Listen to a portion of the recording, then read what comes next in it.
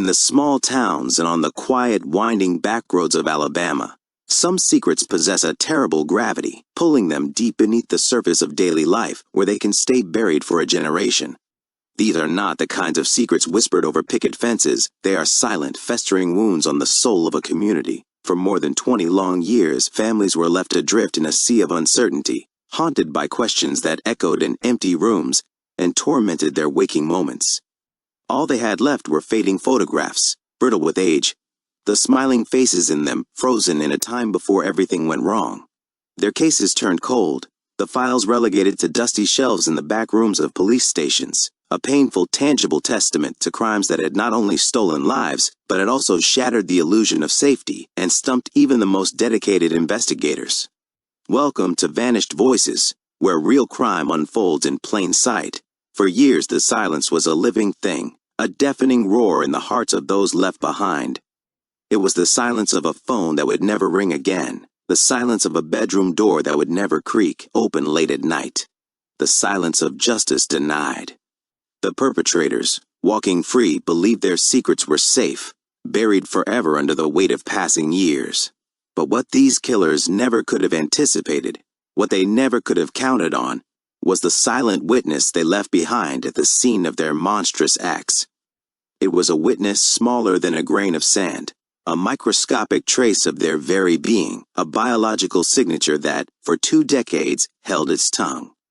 But technology is a relentless force. That silent witness was about to learn to speak.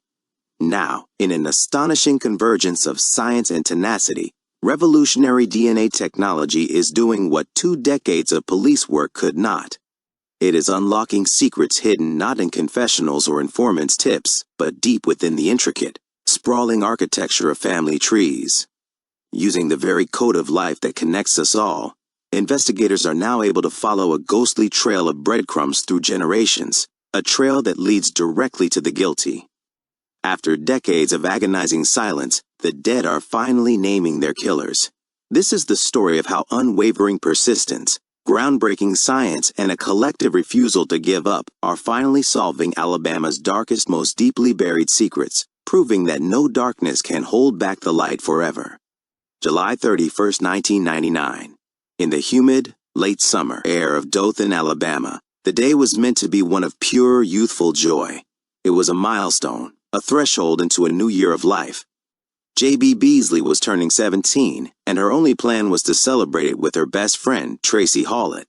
The 2 girls were a fixture in each other's lives, less like friends and more like sisters, bound by the shared experiences of navigating the thrilling, confusing, and final days of their teenage years together. They were on the cusp of everything, of graduation, of adulthood, of futures that shimmered with promise. That evening their plans were simple, beautifully ordinary. J.B. slid behind the wheel of her distinctive black Mazda 929 and drove to pick up Tracy. Their destination was a field party, a rite of passage for teenagers in the area, located a few towns over. Afterward, they would head back to Tracy's for a sleepover, ready to dissect the night's events in hushed, giggling tones. As Tracy walked out the door, her mother, Carol Roberts, offered the familiar refrain of any parent watching their child venture into the night: "Be home by your 12:30 a.m. curfew." It was a simple instruction, a promise Tracy fully intended to keep. It was a promise she would never be able to. As the evening deepened and darkness settled over the Wiregrass region, the girls' simple plan began to unravel. They got lost. It's a detail that might seem trivial in our modern world, but in 1999, it was a genuine predicament. There was no friendly GPS voice rerouting you from your pocket. There were only paper maps, folded and refolded into a confusing mess, and the often unreliable word-of-mouth directions from strangers. Their sense of adventure likely turned to a low hum of frustration. Around 10:30 p.m., they were spotted at an HB gas station in the town of Ozark. They weren't panicked, they were problem-solving, using a payphone to try and get their bearings. A little over an hour later, at approximately 11:35 p.m., Tracy called her mother. The relief in Carol Roberts' heart must have been immediate when she heard her daughter's voice. Tracy sounded calm, maybe a little weary, but perfectly fine. She explained that they'd gotten turned around and ended up in Ozark, but they had finally gotten directions from a helpful woman and were on their way home. "I'll see you in a little bit," she promised. That was the last time anyone heard from them.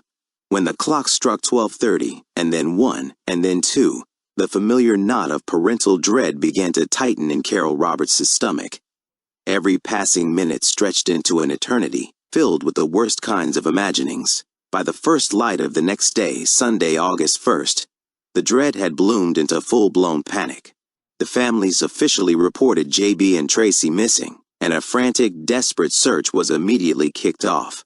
The news spread like wildfire through the tight-knit communities. It didn't take long to find a crucial piece of the puzzle. Later that day, JB's black Mazda was found, parked neatly on the side of Herring Avenue in Ozark, a quiet residential street in a city of about 19,000 people. The car's presence was an ominous sign, but the girls were nowhere in sight. For 6 agonizing hours, investigators meticulously processed the car, dusting for prints, searching for any clue, any fiber, any strand of hair that could tell them where the girls had gone. The hope was that they had simply run into friends and gotten a ride, that this was all a terrible misunderstanding. That hope evaporated when an officer finally opened the trunk. Inside, the horror was absolute, a scene so nightmarish it would be seared into the minds of everyone present. The bodies of J.B. Beasley and Tracy Hollett were lifeless. Both had been shot, a single devastating wound to the head, execution style. They were fully clothed, a detail that only added to the scene's grim confusion. But from the knees down, their clothes were caked in thick, red Alabama mud. Their hands were found near their faces, a heartbreakingly defensive posture, as if they had tried to shield themselves from the final, terrible moment of their lives. The scene told a chilling, fragmented story. This was not where they died. They had been killed somewhere else, likely forced to kneel in the mud that clung to their jeans before their killer had callously placed their bodies in the trunk and driven them to this quiet street, abandoning them like discarded property. A single 9mm shell casing was recovered from the trunk, a tiny piece of brass that held the secret of their murder. The autopsy would later reveal another layer to the crime's depravity. DNA evidence, in the form of semen, was recovered from J.B. Beasley. Police now believe she had been sexually assaulted in her final moments. The brutal double murder of 2 popular, beloved high school students sent a shockwave of terror and grief across the entire Wiregrass region of Alabama. This wasn't something that happened in Ozark. The Ozark Police Department, overwhelmed but determined, launched one of the most extensive and exhaustive investigations in the state's history, joined by the Alabama Bureau of Investigation and the FBI. The case became their singular focus. Over the next months and years, they conducted more than 500 interviews, chasing down every lead, every rumor, every whisper. They collected and tested the DNA of more than 70 different suspects, each one a potential dead end that chipped away at their hopes. But every lead eventually went cold.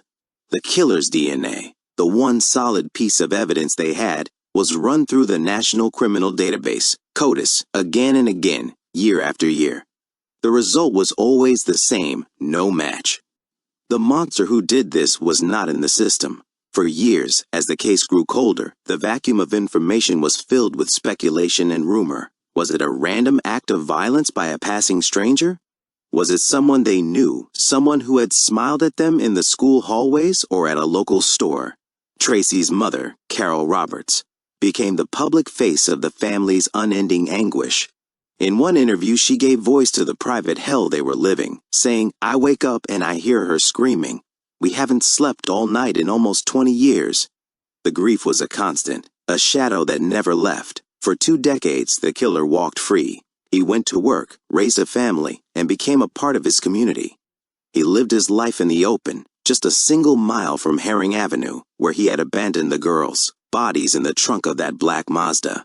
He was a local truck driver, a former military man, even a church preacher. He was a married man with a family of his own. He had slipped through the cracks, a ghost hiding in plain sight, his dark secret locked away behind a mask of normalcy. But he had made one mistake. He had left one thing behind, his DNA.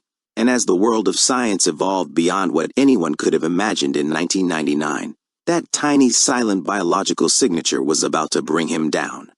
For cold cases like the murders of J.B. Beasley and Tracy Hollett, time is a cruel paradox.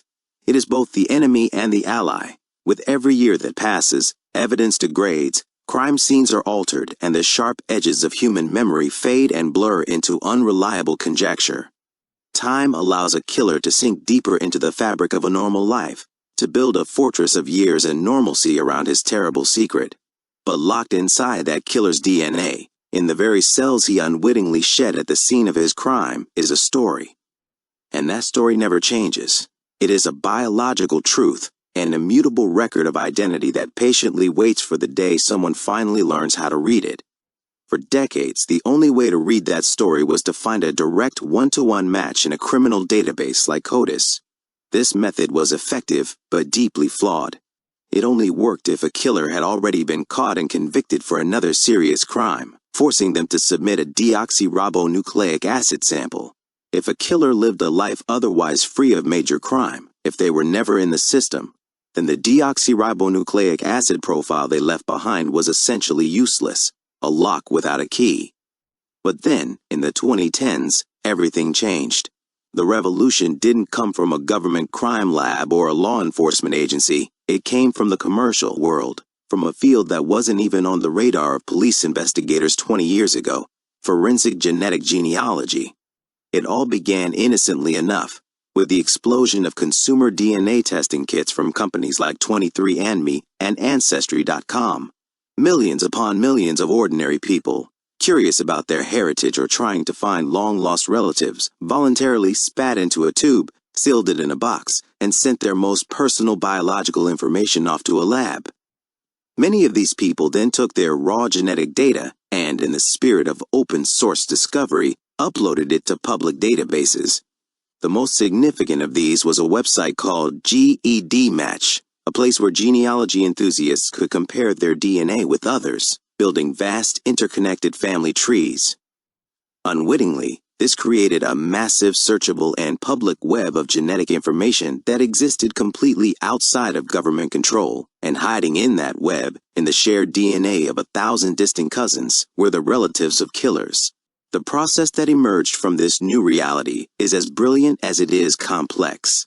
Here's how it works. Forensic labs specializing in this new technology, such as Othram or Parabon nanolabs, take old, degraded, or contaminated DNA from a cold case, evidence that was once considered too small or too compromised to be of any use. Instead of looking for a simple criminal profile, they use advanced sequencing techniques to rebuild a comprehensive DNA profile of the unknown suspect, a profile that contains hundreds of thousands of genetic markers, far more detailed than the handful of markers used by CODIS. This new high-resolution profile is then uploaded to a public database like GEDmatch. The goal isn't to find the suspect himself. The odds of a killer uploading their own DNA are virtually zero. Instead, forensic genealogists search for anyone who shares a significant portion of their DNA with the unknown profile. They're looking for a second cousin, a great aunt, a third cousin once removed, relatives the killer probably doesn't even know exist. Once they find a familial match, or preferably several, the real detective work begins. These matches become the starting points, the known locations on a vast, uncharted map. Using these genetic anchors, the genealogists begin to build a family tree. This isn't just a click-and-drag process. It is painstaking, meticulous work. They use public records like birth certificates, death certificates, marriage licenses, and census data. They scour newspaper archives, obituaries, and social media. They are building a reverse family tree from the relative back to a common ancestor, and then tracing all the branches of that tree forward in time, looking for someone who could be the suspect, who lived in the right area at the right time, who was the right age. Slowly, methodically, through a process of elimination and dogged investigation, they can narrow a list of thousands of potential people down to a single family, then down to a small group of siblings or cousins, and eventually to one single name. This is the exact technology that led to the shocking 2018 arrest of Joseph James DeAngelo, the infamous Golden State Killer, who had terrorized California for decades. That case proved the concept and sent a bolt of lightning through the cold case community. Police departments across the country, including the one in Ozark, Alabama, took notice. Nearly 20 years after the murders of J.B. and Tracy, the Ozark Police Department, in a bold move, partnered with Parabon Nanolabs. They sent the degraded, 2-decade-old DNA sample from the crime scene, the one that had yielded nothing but silence, for one last shot at the truth. Parabon built the detailed profile and uploaded it to GED Match. Soon after, they got a hit. It wasn't the killer, it was a relative. The silent witness was finally beginning to whisper. From that single genetic link, Parabon's genealogists got to work, building out the family tree, branch by painstaking branch. Their research led them straight to a name, Coley Lewis M.C. Craney. He was 45 years old. He had no serious criminal record that would have put him in CODIS. He was a former member of the Air Force. He was a truck driver. He was known in the community. The name was passed to the Ozark Police Department, where it landed on the desk of Chief Marlos Walker. Walker knew him personally. He was shocked, telling reporters it was someone he had never ever suspected. But a genealogical lead is not proof. To be absolutely sure, to close the case for good, they needed M.C. Craney's direct DNA. Investigators began tailing him, waiting for an opportunity. They secretly collected a DNA sample from him and sent it to the lab for a direct comparison against the crime scene evidence. In March of 2019, they received the confirmation they had been waiting 20 years for. It was a perfect match. The DNA found on J.B. Beasley belonged to Coley Lewis M.C. Craney. He was arrested and charged with multiple counts of capital murder and sexual assault. After 2 decades of silence, the microscopic witness had finally shouted his name. The science that put a name and a face to this 20-year-old mystery is more than just a remarkable technological achievement. It is a beacon of hope for countless other families who have been left waiting in the dark. It is definitive proof that with enough dedication and the right tools, no case is ever truly cold, and no killer is ever truly safe. If you find these stories of long-awaited justice and scientific ingenuity as fascinating and important as we do, please consider subscribing to our channel and hitting that notification bell. You won't want to miss the other cases we're about to explore, where some of Alabama's most heartbreaking and persistent secrets are finally being brought into the light. On January 28, 2012, in the city of Opelika, Alabama, a routine day in the Brookhaven trailer park was shattered by a discovery of unimaginable horror. A resident, walking in their own yard, stumbled upon a human skull. It was small, stark white against the dirt, and unmistakably that of a child. When police arrived, the grim scene only expanded. They found the rest of the skeletal remains just a few feet away, scattered in a wooded area behind one of the trailers, as if they had been carelessly discarded. Nearby, tangled in the brush, lay a few heartbreaking clues: a tattered pink long-sleeve shirt with distinctive small heart-shaped buttons, and a small precious bundle of curly black hair that had detached from the skull. The remains were carefully collected and sent to the FBI lab in Quantico, Virginia, the nation's premier forensic facility. The official report confirmed the community's worst fears. The bones belonged to a young African-American girl, likely between the ages of 4 and 7. Her death was not an accident, it was a homicide. But the cold, clinical language of the autopsy report told a story of profound and prolonged suffering that went far beyond the cause of death. The child, who became known to the world only as Opelika Jane Doe, had endured a life of unimaginable torment. Her small skeleton showed evidence of more than 15 separate fractures to her skull, arms, legs, shoulders, and ribs. Crucially, the fractures were all in various stages of healing, a clear and sickening indication that she had been subjected to a long, sustained period of brutal, systemic abuse. She was severely malnourished, her growth stunted by starvation, and a severe, healed fracture to her left eye socket almost certainly meant that in her final months or years, this little girl had been blind in one eye. For the Opelika Police Department, this wasn't just another case file to be opened and closed. The sheer brutality inflicted on such a small child made it a deeply personal mission to restore her dignity and, above all, to give this little girl her name back. The investigation was immense. They poured over 15,000 different case files from state and federal agencies, looking for any missing child report that could possibly match. They chased down thousands of tips that poured in from all over the country. The National Center for Missing and Exploited Children, NCMEC, created a forensic reconstruction of her face, a haunting, lifelike image of a little girl with big, soulful brown eyes. her expression a mixture of innocence and sorrow. That face was broadcast everywhere in the desperate hope that someone, somewhere, would recognize her. But for years, there was nothing but a crushing, frustrating silence. In 2016, a glimmer of hope appeared. A former vacation Bible school teacher from a local church came forward, believing she recognized the girl in the reconstruction. She provided photos from the summer of 2011 showing a child who bore a strong resemblance to Jane Doe. But the church didn't keep registration records with names or parent information. It was another dead end, another wave of hope that crashed into a wall of futility. For 11 long years, she remained nameless, a ghost haunting the conscience of the city. But just as in the Dothan case, technology was catching up. In January of 2022, investigators, refusing to give up, sent samples of her hair, the very bundle found near her remains, to the specialized labs at Othram and Astria Forensics. Both labs, using cutting-edge techniques, were able to extract enough degraded DNA from the hair shafts to build a comprehensive genealogical profile.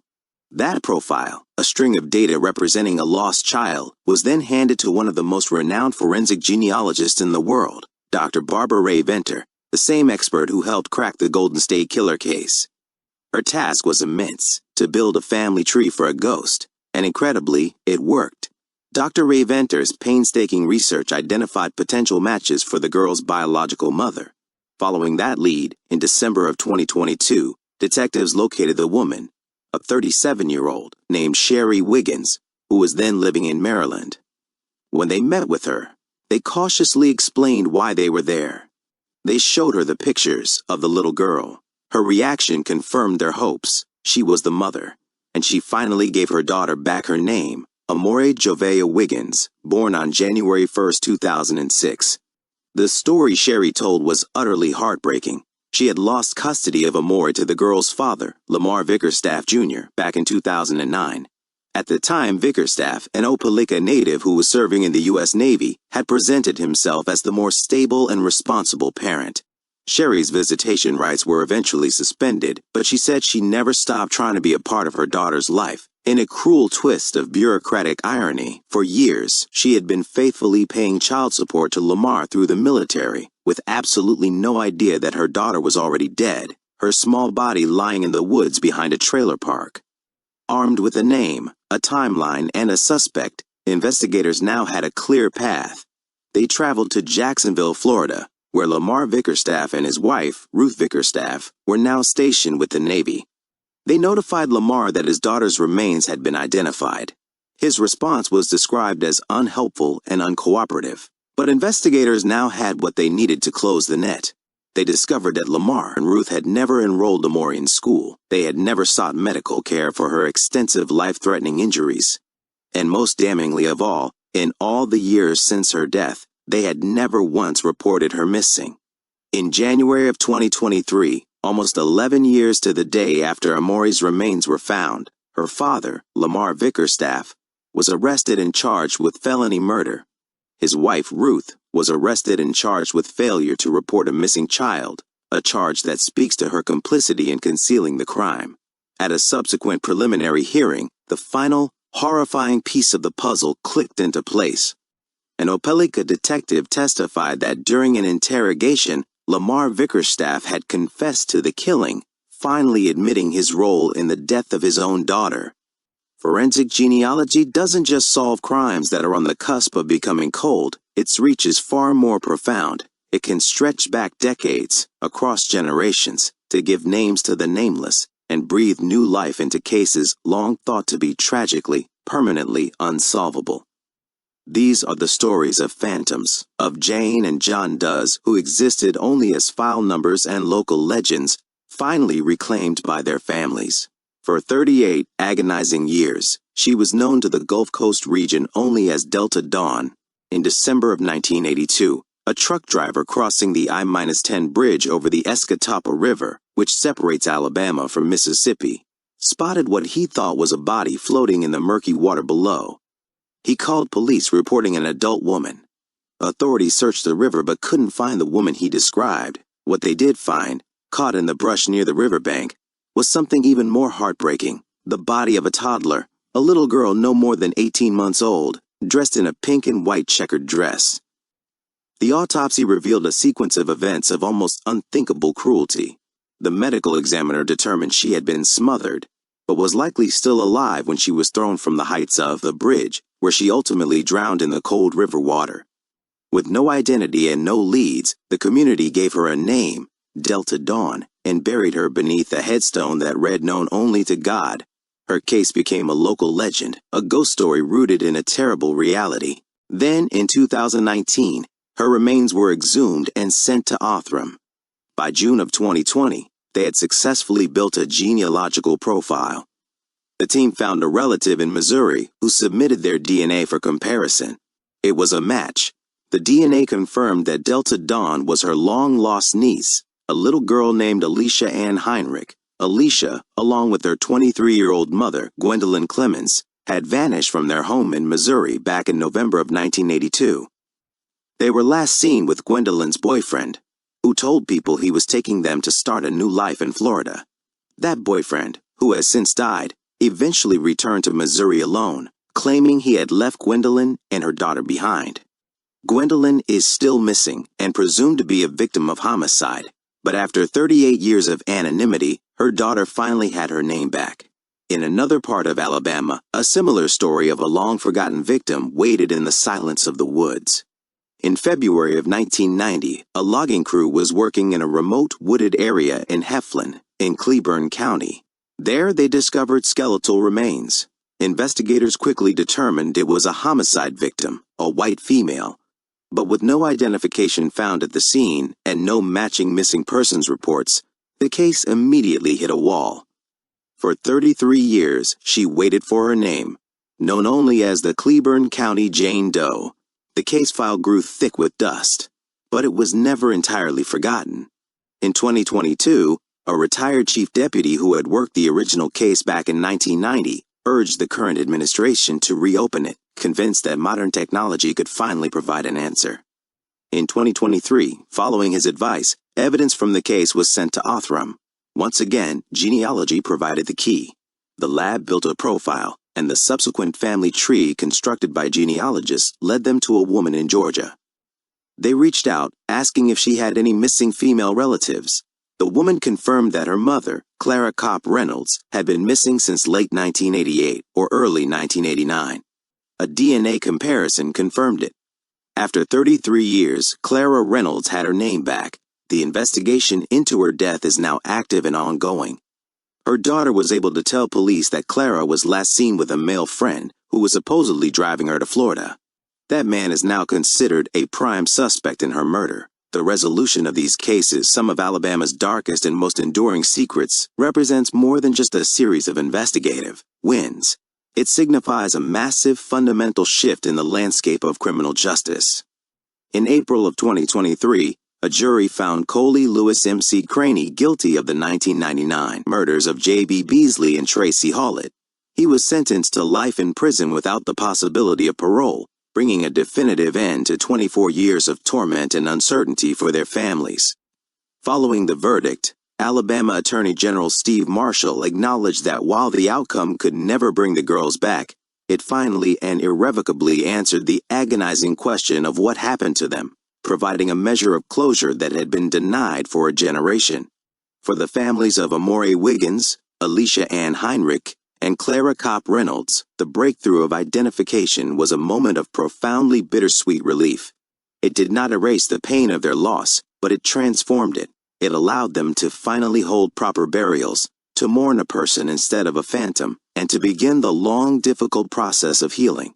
It replaced the haunting, shapeless specter of the unknown with the painful, but concrete, reality of the truth. Knowing is always better than not knowing.